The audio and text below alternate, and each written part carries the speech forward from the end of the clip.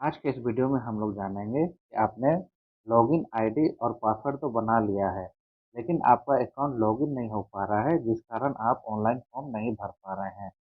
आप helpline number में phone तो कर रहे हैं, लेकिन फ़ोन नहीं लग रहा है। तो उस हेल्पलाइन नंबर का यूज़ कैसे करेंगे कि बात हो पाए और आपका प्रॉब्लम सॉल्व हो जाए।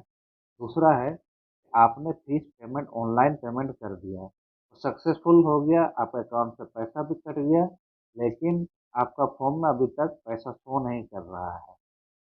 और तीसरा है कि आपने बहुत कोशिश कर लिया, फिर भी आपका फॉर्म नहीं भरा रहा है, आपका आईडी लॉगिन नहीं हो पा रहा है। तो इस केस में आपको क्या करना है, सब कुछ हम लोग जानेंगे इस वीडियो में।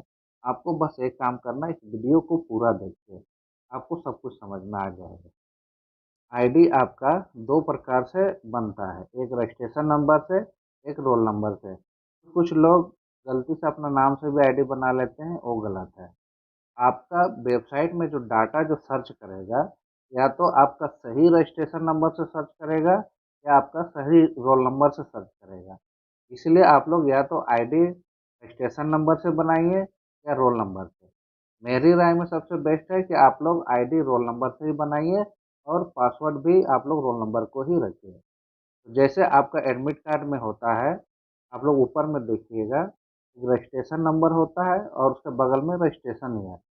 रजिस्ट्रेशन नंबर जो आपका शुरू होता है एयू और जो डिजिट होता है वो आपका रजिस्ट्रेशन नंबर हुआ। तो बगल में रजिस्ट्रेशन ईयर हो गया, जैसे 2018 या 2019 या 2020। तो उससे पता चलता है कि आपने 2018 में रजिस्ट्रेशन कराया था या 2019 में रजिस्ट्रेशन कराया था या 2020 में रजिस्ट्रेशन कराया था। तो अब कुछ लोग क्या है, एयू पब्लिक 2018 करके अपना लॉगिन आईडी बना लेते हैं, ये गलत है। आपको रजिस्ट्रेशन नंबर और रजिस्ट्रेशन ईयर को एक साथ मर्ज करके नहीं बनाना है। चाहे आप खुद से बनाए हो या आप कैफ़े में, कंप्यूटर दुकान में कहीं से भी फॉर्म भराए हो, जो भी बनाएगा ये गलत है। आपको रजिस्ट्रेशन नंबर और रजिस्ट्रेशन ईयर को एक साथ नहीं जोड़ना है। दूसरा, आप स्क्रीन में देख सकते हैं कि जैसे आपने रजिस्ट्रेशन नंबर से आईडी बनाया और केयू आगे स्मॉल है, ये भी गलत है। इससे आप लोगों का लॉगिन तो हो जाएगा, लेकिन आप लोगों का सर्च जब करिएगा तो डाटा नॉट फाउंड बताएगा। तो आपको करना क्या है, यहाँ जो हेल्पलाइन नंबर दिया हुआ है, उस हेल्प नंबर में आप लोग कॉल करिए। कॉल करने का भी एक सही समय पे कॉल करिएगा तो आपका जल्दी फ़ोन लगेगा। आप कम से कम साढ़े 10 बजे से 2 बजे के बीच में कॉल करिए। हो सकता है उनका 2 बजे से 2:30 बजे तक लंच टाइम होता होगा या 3 बजे तक लंच टाइम होता होगा। एक आप कॉल करिए साढ़े 10 बजे से 1:30 बजे तक के बीच में, दूसरा कॉल करिए 3 बजे से 4 बजे तक के बीच में आप लोग कॉल करिएगा। अगर आप एक बार कॉल किए हैं, फ़ोन बिज़ी बता रहा है, तो कुछ देर बाद और ट्राई करिए। क्योंकि जितना कोल्हान यूनिवर्सिटी में इतने सारे स्टूडेंट हैं, कोई ना कोई तो फ़ोन कर ही रहा होगा, इसलिए आप कुछ देर वेट करके आप कॉल करिएगा। जैसे ही आपका हेल्पलाइन नंबर में फ़ोन लग जाता है, आप सीधा बोलिए, मेरा रजिस्ट्रेशन नंबर के साथ ओब्लिक 2018 हो गया है, ओब्लिक 2019 हो गया है। आप मेरा ओब्लिक 2018 या जो 2019 है इसको हटा दीजिए, ताकि मेरा रजिस्ट्रेशन नंबर, मेरा लॉगिन आईडी है वो बना रहे। और दूसरा है कि अगर आपने रजिस्ट्रेशन नंबर में केयू स्मॉल कर दिया है, तो आप उसको हेल्पलाइन नंबर वाला को बोलिए कि मेरा केयू स्मॉल हो गया है, आप इसको कैपिटल कर दीजिए, ताकि मेरा आईडी सही हो जाए और हम फॉर्म भर सकें। अब आपको हेल्पलाइन नंबर बोलेगा कि आप एक मेल करिए।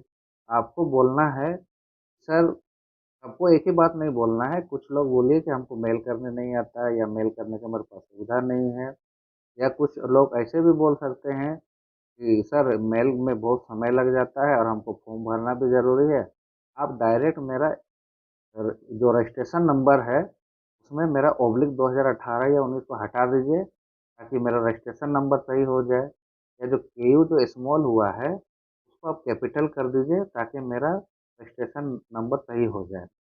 वो लोग जैसे ही आपका सुधार देगा, आपका आईडी से लॉगिन होना शुरू हो जाएगा।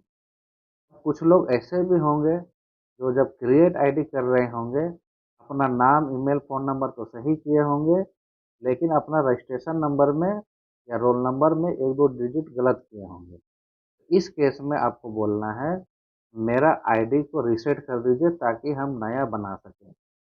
अगर इस केस में वो लोग बोलेगा कि मेल करिए तो आप मेल कर सकते हैं, ताकि आपका आईडी रीसेट हो जाए और आप फॉर्म भर सकें।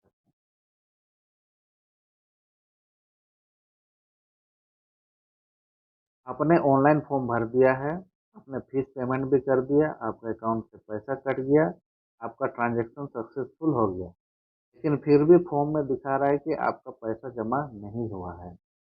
इस केस में आप तुरंत से दोबारा पेमेंट मत करिए, 24 घंटा या 1 से 2 दिन वेट कर लीजिए, अभी तो समय है, आप वेट कर लीजिए, ट्रांज़ैक्शन अपडेट हो जाएगा तो ऑटोमैटिक आपको पैसा वहाँ शो करेगा।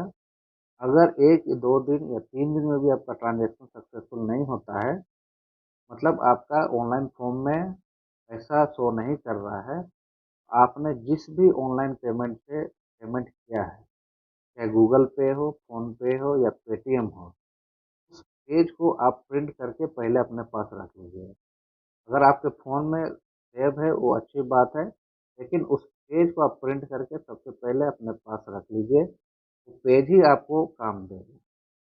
अगर कल को आपका फीस पेमेंट पेंडिंग होने के कारण एडमिट कार्ड नहीं आता है, तो उस केस में आपको उस प्रिंट आउट को लेके कोल्हान विश्वविद्यालय चाईबासा के जो कैंपस में कैनरा बैंक है, वहाँ के मैनेजर से उस प्रिंट आउट को सर्टिफाई कराना होगा।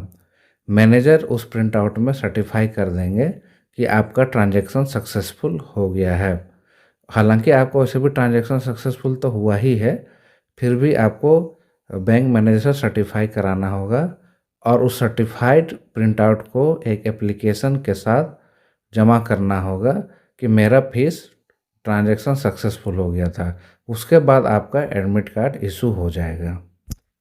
अगर आपने बहुत कोशिश कर लिया फिर भी आपका फॉर्म नहीं भरा रहा है, आपने हेल्पलाइन नंबर में बात कर लिया, ईमेल भी कर दिया, फिर भी आपका फॉर्म नहीं भरा रहा है, तो एक ही उपाय है। अगर आप चाईबासा आ सकते हैं तो कोल्हान यूनिवर्सिटी के परीक्षा विभाग में जाकर संपर्क करें, वहाँ आपका प्रॉब्लम सॉल्व हो जाएगा।